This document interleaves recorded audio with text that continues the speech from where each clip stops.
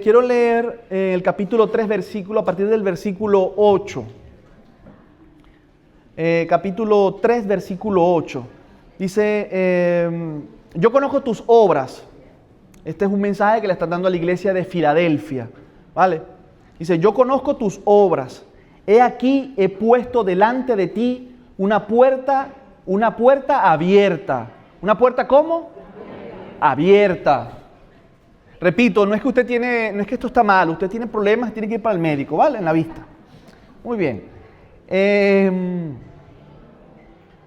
La cual nadie puede cerrar, porque aunque tienes poca fuerza,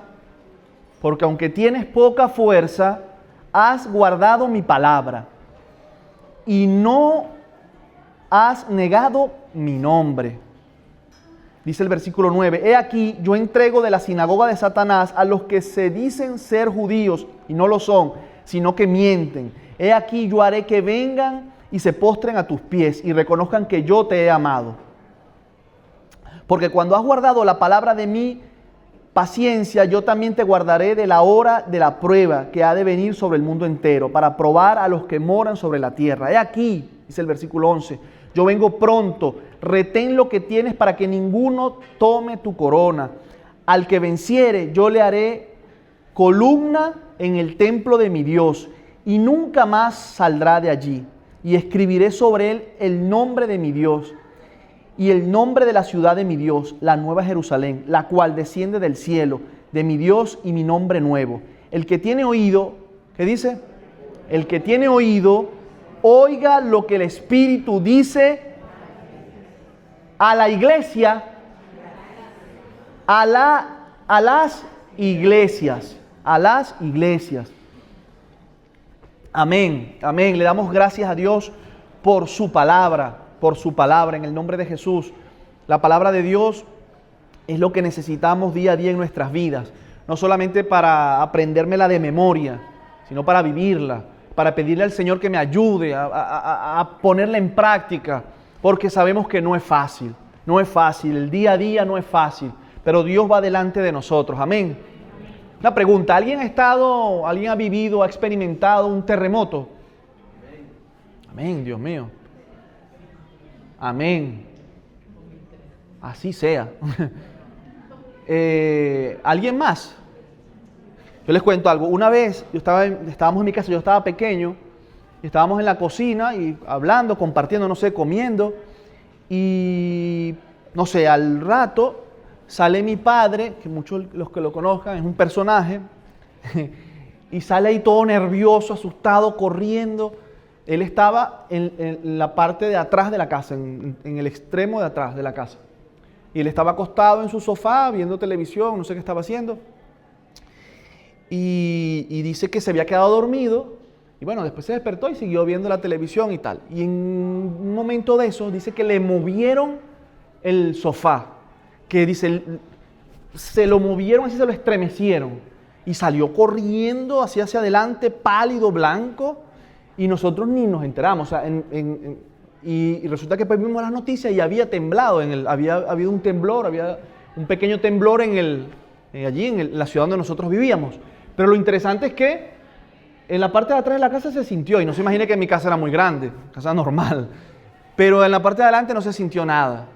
Claro, el susto que ese hombre se llevó, pálido, la cara, nervioso. Él pensó que se le venía...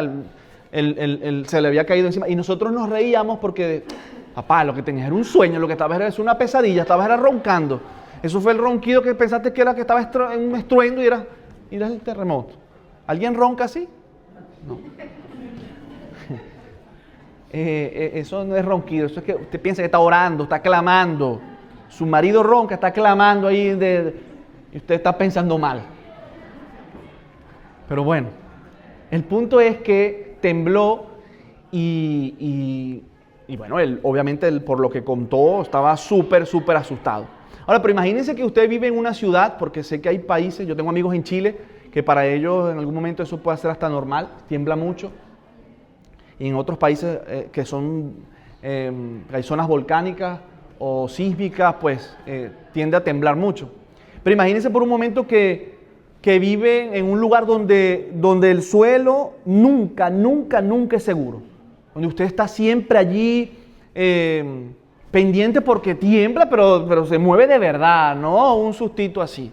O sea, vivir así todo el día o toda la vida, pues debe ser, unos dirán, bueno, te vas acostumbrando.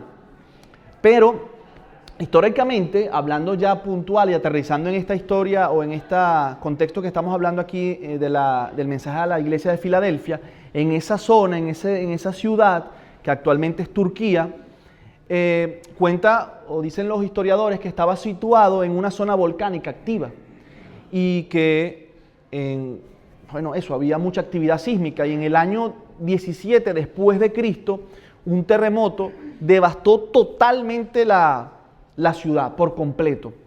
Y repito, los historiadores cuentan que los habitantes de allí de Filadelfia vivían con traumas constantes al miedo que se volviera a derrumbar la ciudad, porque vivían, obviamente ahí había muros altos, se movía y por supuesto que te caía encima y te mataba. Entonces cuando la tierra temblaba, la gente huía, corría hacia el campo abierto, por lo mismo, para que los muros no les cayeran encima, no les cayeran sobre ellos. Básicamente, prácticamente, si lo llevamos al día de hoy, vivían con las maletas hechas. Tengo una maleta allí hecha que hay que correr, es el momento de salir corriendo. Vivían inseguros, vivían sintiéndose pequeñitos, obviamente, ante la fuerza de la naturaleza. Y a esta iglesia que vivía entre el miedo al colapso y la persecución social, porque también vivían, como lo leíamos, algunos judíos los perseguían y tal. Jesús no se les presenta a esta iglesia, como lo leemos, no se les presenta como un juez severo, ¿no? Sino más bien se les presenta con una imagen de estabilidad absoluta. Y les dice, miren, no miren al suelo que tiembla, mírenme a mí, el que tiene la llave de David. Eso tiene muchísimo significado, muchísimo contexto. ¿Y por qué Filadelfia? ¿Por qué Filadelfia? El nombre Filadelfia significa amor fraternal. Y es interesante porque fue fundada por un rey llamado Átalo II, por si no le ha puesto nombre a su hijo, Átalo II, está bien. Y cuenta, Átalo I, no, Átalo II. Y cuentan esos historiadores que él amaba tanto a su hermano, este rey, que le construyó esta ciudad. Imagínense tener un hermano así. Natanael, que Lucas te construya una ciudad para ti. Eres tan buen hermano, bueno, vamos a hacer una ciudad aquí. Y era estratégica, geográficamente hablando, este lugar era conocida como la Puerta de Oriente, o la Puerta del Oriente, o la Puerta al Oriente. Era una ciudad misionera, pero no por tanto religión, sino por la cultura griega, el helenismo. Querían pues sacarlo o transmitirlo, expandirlo. Y repito, su propósito era ser una puerta para expandir el idioma y la cultura griega en este caso hacia el este. Pero llega Jesús, el giro de Jesús, toma su identidad geográfica y la transforma. Le dice, mira, ustedes no fueron diseñados, o mejor dicho, sí, fueron diseñados para ser una cultura humana, pero yo hago una puerta para el reino de los cielos. Yo hago una puerta para el reino de los cielos. Amén. Y todos entendemos, pregunto, ¿todos entendemos lo que significa una puerta? Gracias por su entusiasmo, increíble. Mire que hoy no está lloviendo. Llegamos una semanita, tela. Usted está asustado con el río, ¿no? El mejor ejemplo era del río, que el río se inundó. Que la ciudad se inundó. Pero bueno, eso es aquí normal, no pasa nada. Ahora, el tema de la puerta. Una puerta puede representar una oportunidad, una puerta puede representar una oportunidad nueva. ¿A quién le gustan las oportunidades nuevas? Entusiasman, pero hay que buscarlas también, ¿no? Un cambio de nivel, acceso a algo que estaba cerrado. Eso, la puerta o las puertas pues tiene muchísimo significado. Pero yo te garantizo que en donde seguro todos coincidimos es que en algún momento hemos sentido o hemos orado, Señor, necesito que me abras una puerta. ¿Alguien ha hecho este tipo de oración? Necesito que me abras esta puerta. Señor, ábreme esta puerta. Ábreme. La semana pasada me llamaba un amigo, un hermano, pidiéndome oración porque quería que se le abriera una puerta de trabajo. Señor, ábreme esta puerta. Que se pueda abrir esta puerta. Pero no sé si en algún momento usted ha orado que se cierre esa puerta. Y más si su mujer viene así toda enfadada, se cierra la puerta.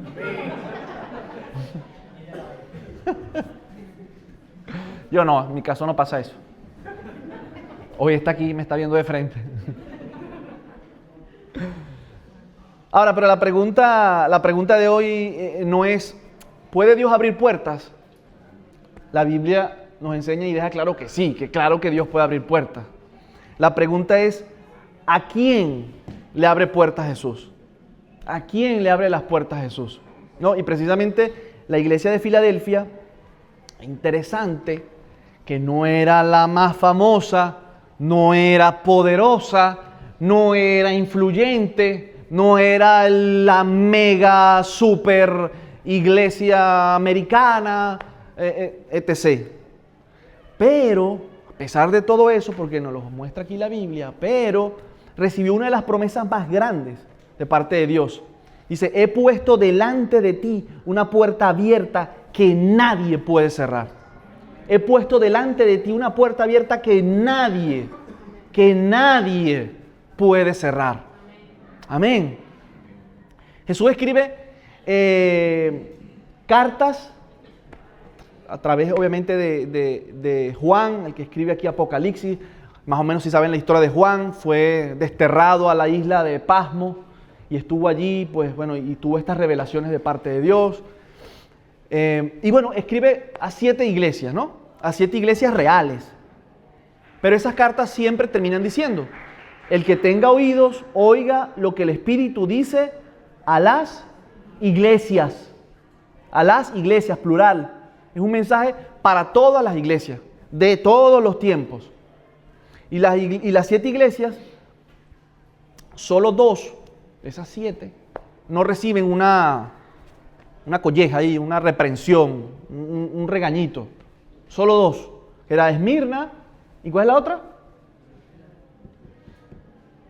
El que adivine tiene un viaje, se va con los chicos para Punta Cana. Filadelfia. Fueron esas 2, Esmirna y Filadelfia. Fueron las únicas que no los riñeron. Dice el versículo 7, menciona que Jesús tiene la llave de David. La llave de David, que hablamos como la autoridad suprema, ¿no? ¿Y qué significa eso? ¿De dónde sale todo eso? La Biblia es interesante. Normalmente dicen los eruditos, cuando leas Apocalipsis, tienes que también estar leyendo en paralelo Daniel, porque ahí hay muchas profecías que después de miles de años, pues bueno, las relata, ¿no? Pero ahora fíjense, esa parte dice, viene referenciado de Isaías 22:22. Isaías 22:22 dice, sobre sus hombros pondré la llave de la casa de David. Lo que él abra, nadie podrá cerrarlo. Lo que él cierre, nadie podrá abrirlo. Este texto nos habla de un mayordomo llamado Eliaquim. Eliaquim, otro nombre que puedes utilizar por si no tienes todavía. Eliaquim era un funcionario del rey de la época, Ezequías, de ese rey. Y este hombre tenía el control total del palacio real. Era como, en ese momento era como un primer ministro, como un cargo muy, muy, muy importante. Si él abría, nadie entraba. Si él cerraba, nadie salía. Repito, era un cargo muy alto. Pero resulta que la Biblia enseña que antes de Eliaquim había otro señor administrador llamado Sebna.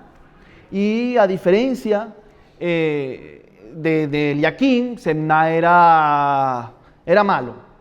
Que por cierto, en la cultura antigua las llaves no eran pequeñas. Por eso es que habla que las llaves las ponían sobre su hombro. Usted se imagina que hoy tenemos 10 llaves, una para cada cosa, para el trastero, una para el garaje, y usted anda ese montón de llaves. Entonces la llave la llevan en el hombro. Imagínense el tamaño de la llave, ¿no? La cosa cambió un poquito. Ahora ya muchas ni llaves hay, ahora todo es huellas o existen el tema, ¿cómo se llama? Por dactilar, face, cara y qué sé yo. El tema es que eso significaba, el significado de eso era autoridad, tenía la autoridad para abrir la casa del rey, para darle acceso al rey. Repito, no era cualquier cargo, decidir quién entra, quién no entra, administrar también los tesoros del reino en ese momento. Por eso que Jesús en Apocalipsis usa esta imagen, el que tiene la llave de David, está diciendo, yo soy el administrador del reino, yo controlo el acceso al reino, yo abro puertas espirituales. Jesús es el cumplimiento final, entre comillas, del rol de Eliaquim. Eliaquim, por decirlo de alguna manera, dicen los eruditos, como nos los enseña la palabra, fue una sombra profética de Cristo, lo que venía a ser Jesús. Amén. A veces creemos que las puertas de nuestras vidas, trabajo, ministerio, matrimonio, lo que sea, depende de los contactos que tenemos. No, es que tengo que conocer a Pedro, a Juan o a María. Por supuesto que es importante tener relaciones. Por supuesto que es importante relacionarnos y conocer personas. Pero tenemos eso. No, esas puertas se van a abrir con esto y con lo otro. O creemos que depende de nuestro dinero. O depende que también, o pensamos que dependen de que también le caemos al jefe. ¿Quién ha tratado de agradar al jefe para que le aumenten el salario? Aquí no, porque aquí no es así. Muy bien. Aquí nadie le ha agradado al jefe, ni se ha portado bien. Para el jefe no.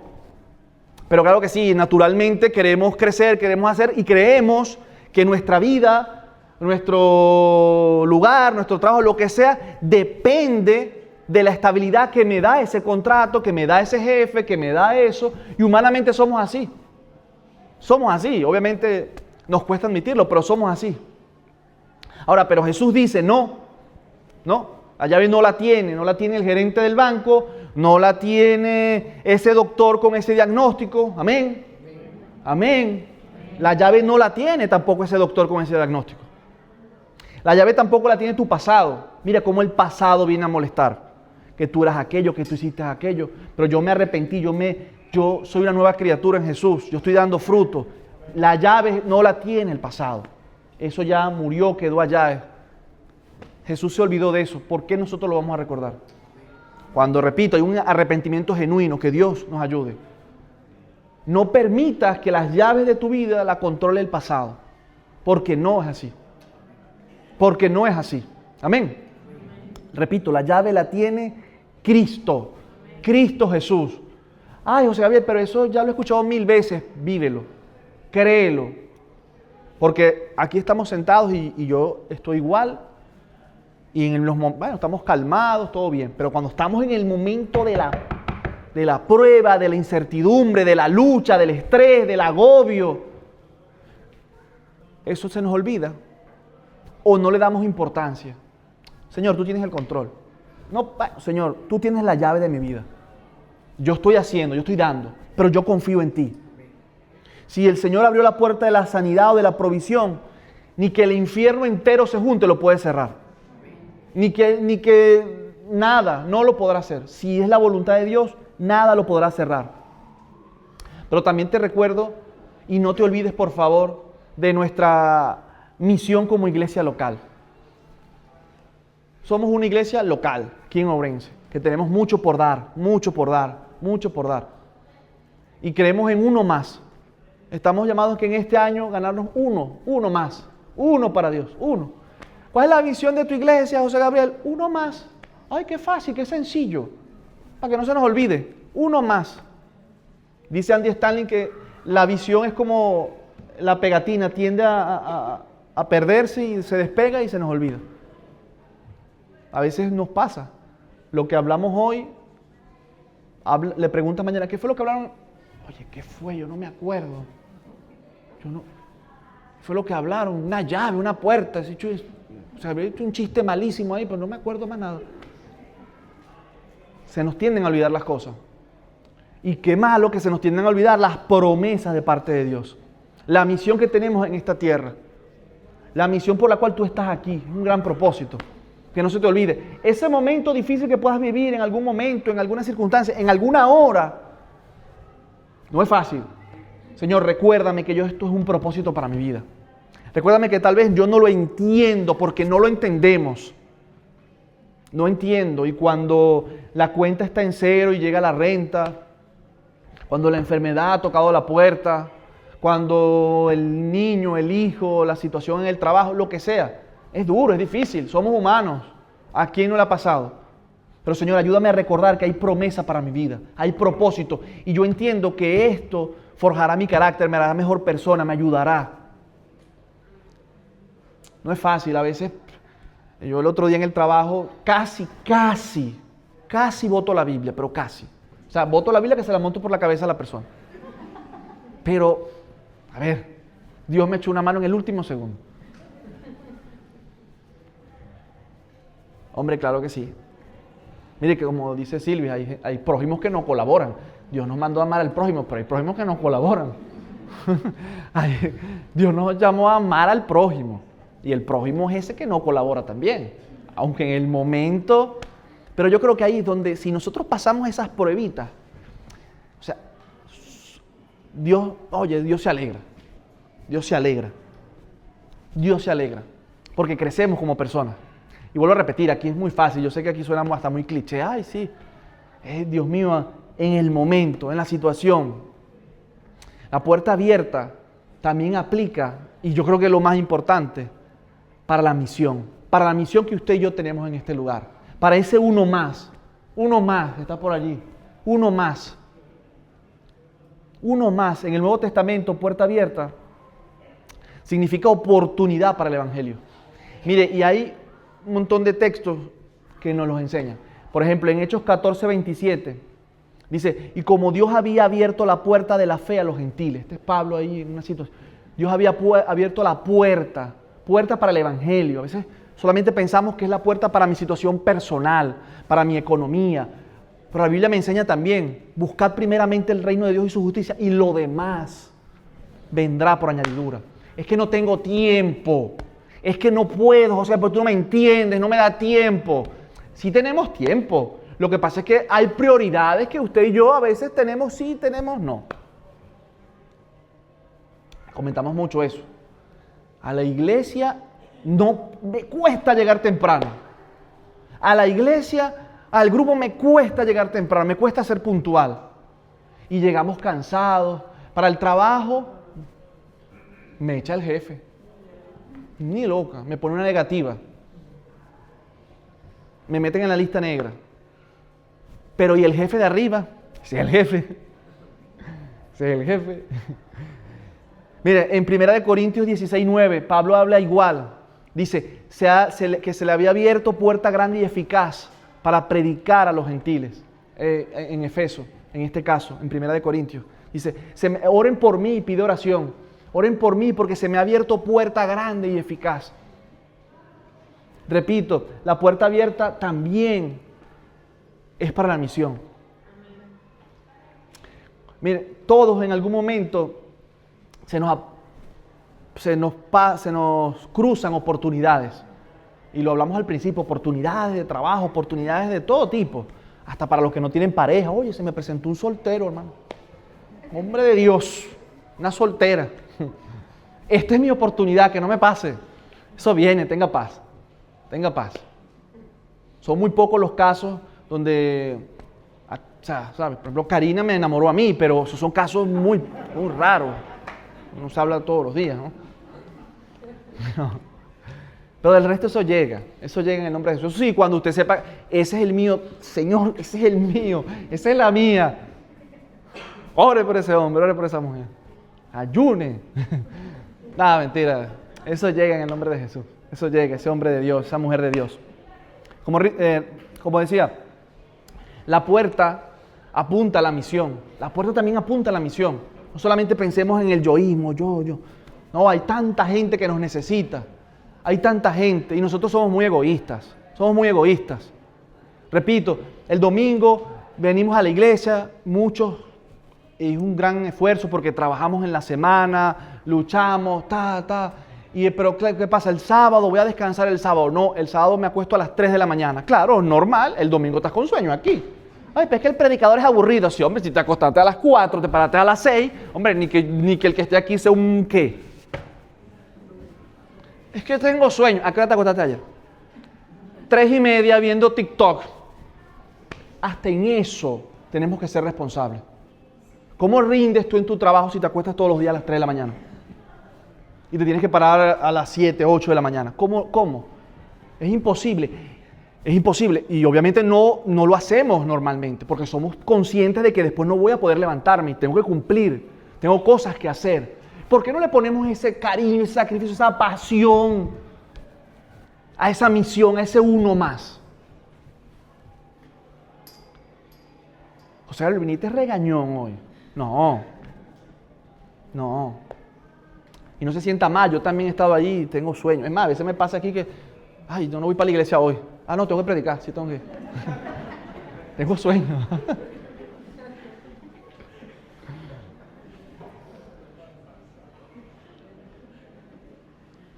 Pero, dice el versículo 8, porque aunque tienes poca fuerza,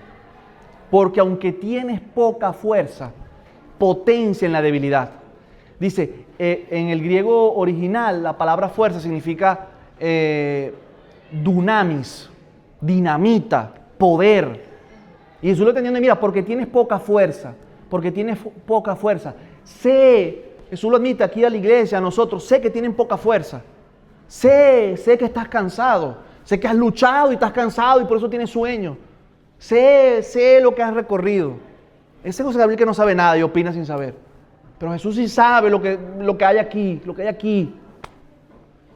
Mira, hay una historia de un famoso violinista, a los músicos, no sé si lo conocen, yo no lo conocía, apellido Perlman. En Nueva York, él dice que estaba, bueno, es muy famoso también y es muy conocido porque de niño le dio polio. Y camina pues con muletas y con mucho esfuerzo. Y cuenta su historia que una noche él, mientras estaba tocando una pieza difícil, y esto los músicos de esta historia la van a entender mucho más, una de las cuerdas de su violín se rompió. Y el director obviamente paró, la orquesta paró, esperando que él se levantara, no sé, cambiara el violín, buscara solucionar o cambiara la cuerda, no sé lo que tendría que hacer normalmente en ese caso. Pero cuenta su historia que el tío, el músico, él cerró los ojos y le hizo una señal al director para que siguiera. Y tocó la pieza sin cuerda, o sea, sin esa cuerda. Corríjame si me equivoco, el violín tiene 4 cuerdas, tocó con 3 cuerdas. Y dice la historia que él recompuso la melodía en segundos allí en su mente, al instante. Cambió los tonos para sacarlo en 3 cuerdas. Los músicos entenderán que eso será súper complejísimo y en medio de un concierto y en medio de todo el mundo viéndolo y recomponer todos los tonos y la melodía y continuar como que si no pasó nada. El tema está en que el sonido salió hermoso. Cuentan los que estaban allí y que salió pues mejor que el original. Y obviamente al terminar el público estalló en aplausos, en ¡wow! ¡Qué espectacular lo hizo! Y cuenta que él se secó el sudor y dijo humildemente que a veces la tarea del artista es descubrir cuánta música puedes hacer con lo que te queda. Lo vuelvo a repetir. Necesitamos a veces descubrir cuánta música podemos hacer con lo que tenemos, con lo que nos queda. A veces hay que tomar decisiones en el instante. Cuando estamos con Cristo Jesús, cuando mi identidad, cuando Jesús está en el centro. Continúa ese versículo 8 del texto que estamos leyendo en Apocalipsis, dice, no has negado mi nombre. No has negado mi nombre. Filadelfia, en este caso esta iglesia, tenía oposición religiosa. Como dije al principio, un grupo de judíos los perseguían. Ser cristiano en esa época tenía un costo social, pero mantuvieron claro quién era el centro. Ellos estaban claros quién era el centro y por qué lo que estaban haciendo. Y tristemente, hoy el peligro no es la persecución, porque aquí que yo sepa, aquí nadie nos persigue por predicar a Jesús, por hablar de Jesús. ¿Alguien aquí lo han perseguido por eso? No. No, hoy el peligro no es ese. Aquí nadie nos persigue. No puede ser esa nuestra excusa. Hoy el gran peligro es la distracción. Estamos súper distraídos. Súper distraídos. Las redes sociales pueden ser una bendición por unas cosas, pero también son bastante complicadas para otras. El día a día, los programas, eventos, personas, marcas, cultura. A veces le damos más importancia a tantas actividades y eventos. Por eso es que muchos no la entenderán, muchos no les gustará, y bueno, obviamente yo lo respeto. Pero en nuestra iglesia evitamos tanto activismo. Eso termina distrayéndonos. A veces se nos olvida por qué estamos aquí. A veces nos puede olvidar por qué cantamos. Ese niño que estaba cantando le estaba cantando a Dios. A mí me tocó el corazón. Cuando los músicos están aquí y todos los meses hay un encuentro de adoradores aquí en la iglesia.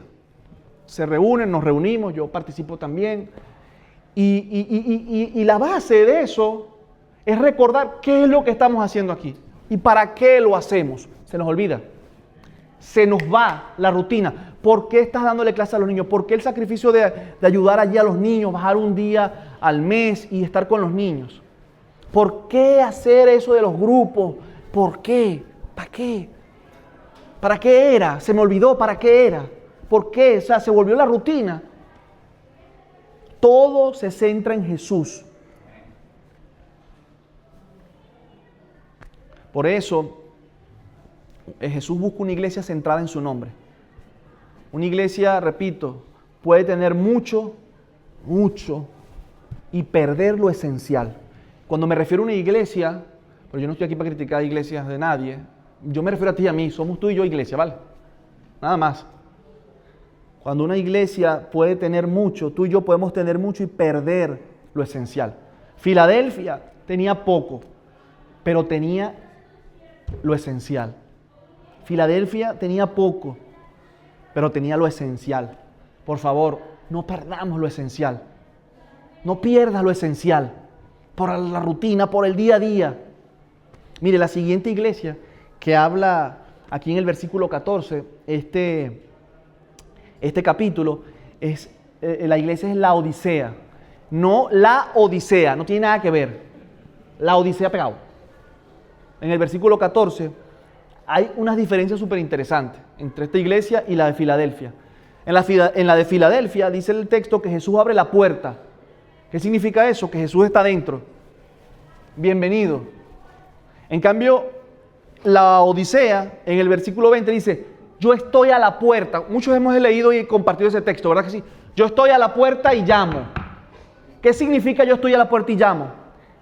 Que Jesús está afuera. Que la iglesia lo tenía todo. ¡Wow! Pero estaba afuera. Y tenía que tocar para que lo dejaran entrar. Hoy en día eso aplica también para ti y para mí. Hoy en día también aplica para ti y para mí. Recuerde que hablamos de las iglesias hasta el día de hoy. 2 iglesias, 2 corazones, 2 caminos. Filadelfia, dependiente. Una iglesia dependiente de lo esencial. La Odisea, autosuficiente. Qué terrible perder lo esencial porque somos autosuficientes. Yo no necesito. ¿Para qué? ¿Quién va? No, a mí no me hace falta. Yo en mi casa somos mayoría. No, tienes mucho por dar, pero también tenemos mucho por recibir. Tenemos mucho también por recibir. Y lamentándolo mucho, como digo, esa tensión todavía existe hoy. Y la pregunta no es, ¿a qué iglesia vamos? Esa no es la pregunta. ¿A qué iglesia vamos? No. La pregunta tiene que ser, ¿qué tipo de iglesia queremos ser? ¿Qué tipo de iglesia quiero ser? No piense por favor en el vecino. Piensa en ti. Hazte la pregunta a ti, a mí. Jesús sigue buscando iglesias que dependan de Él. Que dependan de Él. Vuelvo a repetir, que dependan de Él. Que guarden su palabra. Que mantengan su nombre en alto. Que permanezcan fieles. ¿Y sabe lo que le dice Jesús a esa iglesia? He puesto delante de ti una puerta abierta. He puesto delante de ti una puerta abierta. Y ahí te resumo el verdadero éxito El verdadero éxito es la fidelidad. Jesús solo elogia tres cosas. ¿Tienes poca fuerza? O sea, le elogió que tenían poca fuerza. ¿Alguien aquí se siente con poca fuerza? ¿Alguien aquí se siente que no aguanto más? Bueno, eres un candidato para que Jesús me llame. Lo segundo, has guardado mi palabra. Has guardado mi palabra. No has negado mi nombre. Yo nunca he negado a Jesús, José Gabriel. Toca revisarlo. Toca revisarlo. Porque a veces en el día a día, sin decir, yo no creo en Jesús. No tienes que decir eso. No hace falta decir eso. Y yo no soy aquí quien para señalarte, ni para jugarte, ni mucho menos. Cada uno sabe en qué momento no ha guardado su palabra, ha negado su nombre. Interesante, ¿no? No menciona números, no menciona edificios, no menciona influencia, no menciona programas. Menciona el orden sencillito: fidelidad, puertas abiertas. Pero nunca al revés. Puertas abiertas para que sea fiel. Si en lo poco me eres fiel, fidelidad, puertas abiertas. Qué hermoso es poder saber todo esto y entender que hay promesa. Que la columna, que hay una promesa, una columna que no se mueve. Continúa el versículo 12, dice: Jesús les promete, al que venciere, yo le haré columna en el templo de mi Dios y nunca más saldrá de allí.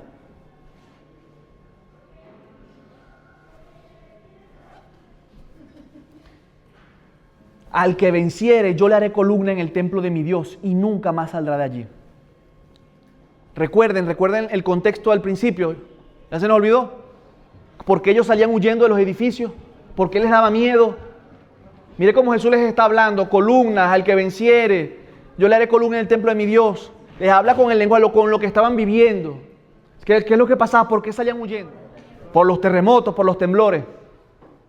Pero Jesús les dice: ya no van a tener que huir. Ya no van a tener que huir. Les voy a transformar, o los voy a transformar en la parte más sólida de la estructura. Una columna tiene 3 marcas de identidad. Sencillito. No se queja del peso de la carga. Usted ve una columna quejándose.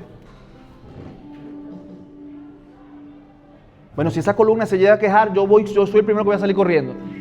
Eso sí también es cierto. Una columna no se mueve cuando la tierra tiembla. ¿Sabes por qué? ¿Por qué ahora? Porque su fundamento está en la roca. Descubren hasta la roca, hasta donde allí no hay tierra ahí, los arquitectos de aquí sabrán mejor el tema. Van hasta el fondo, hasta la roca, porque ahí no se mueve, ahí no. Y aparte de eso, sostiene a los demás. Sostiene a los demás. Su existencia, obviamente, dan seguridad a los que estamos cerca. Dios no te salvó, Dios no te tiene en este lugar simplemente para que sobrevivas al temblor. Dios no me salvó simplemente para que yo tenga herramientas, y amén por eso. Dios te salvó para ser el pilar que ayude a otros a reconstruir sus vidas entre las ruinas. Por eso que la promesa de Jesús, querida iglesia, es la permanencia. Es la permanencia.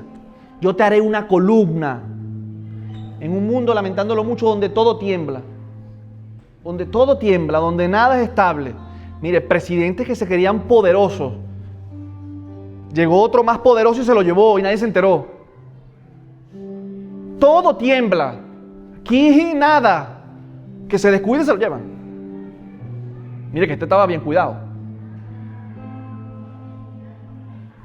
Pero Jesús nos dice: yo te haré una columna. Tú serás una columna firme. Créelo, por favor. Que sostiene la verdad y ya no tendrás que huir. Qué espectacular, qué hermoso, qué especial es poder sentarte, acostarte con la mente tranquila, porque no tienes que huir. Porque tú estás sedimentado sobre la roca.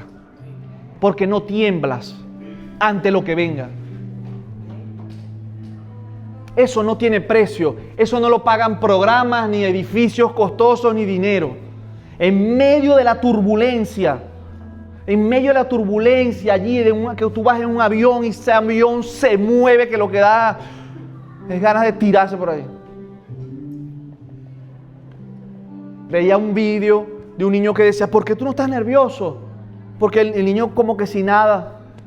Y él, no, porque es que yo sé quién es el piloto es mi papá. Yo voy confiado, yo voy seguro, que se mueva, mi padre es el piloto. El padre, el piloto de nuestras vidas, si lo dejamos, nos da la seguridad, la estabilidad de ser esa columna. Amén. Mire, Jesús, para terminar, miró a esta pequeña iglesia, excluida, como dijimos, por la sociedad judía. Imagínate, la Biblia habla de la sinagoga de Satanás. Miró a esa pequeña iglesia cansada, con pocos recursos. ¿Alguien se siente identificado? No te imagines este local, esto es un local. La iglesia cansada, en algún momento, con pocos recursos. Pero qué interesante que le dio la mejor clasificación de las 7 iglesias del Apocalipsis. No les reprochó nada. No les reprochó nada. Y repito, quizás hoy te sientes como un habitante de Filadelfia. Sientes que el piso se está moviendo bajo tus pies, mientras tus recursos, tu fuerza, tu edad o tu capacidad dice, Señor, tengo muy poca fuerza. Soy demasiado pequeño para esta puerta tan grande que tengo enfrente. ¿Alguien se ha sentido así? Pero quiero decirte hoy algo de parte de Dios. Deja de mirar la fuerza de tus brazos y mira la llave en las manos de Jesús. Deja de compararte con el vecino. Deja de comparar tu proceso con el proceso del vecino. La comparación es terrible, hace daño. Deja de compararte. Enfócate en la llave en las manos de Jesús. Esa puerta que tal vez estás viendo cerrada, recuerda que no está cerrada con llave humana. Deja de maldecir tu proceso. Estamos en el proceso y lo maldecimos. Deja de hacer eso. Esa puerta que ves cerrada, esa puerta, repito, no está con llave humana. Simplemente está esperando el tiempo divino. Está esperando el tiempo de Dios. Somos humanos. Tu poca fuerza, mi poca fuerza, es suficiente para Dios. Siempre y cuando, recuerda, no niegues su nombre. Siempre y cuando respetes y entendamos su soberanía, su tiempo, su voluntad. Esa poca fuerza que puedes tener es suficiente para que Dios haga un milagro grandioso en tu vida. ¿Le puedes dar un aplauso al Señor?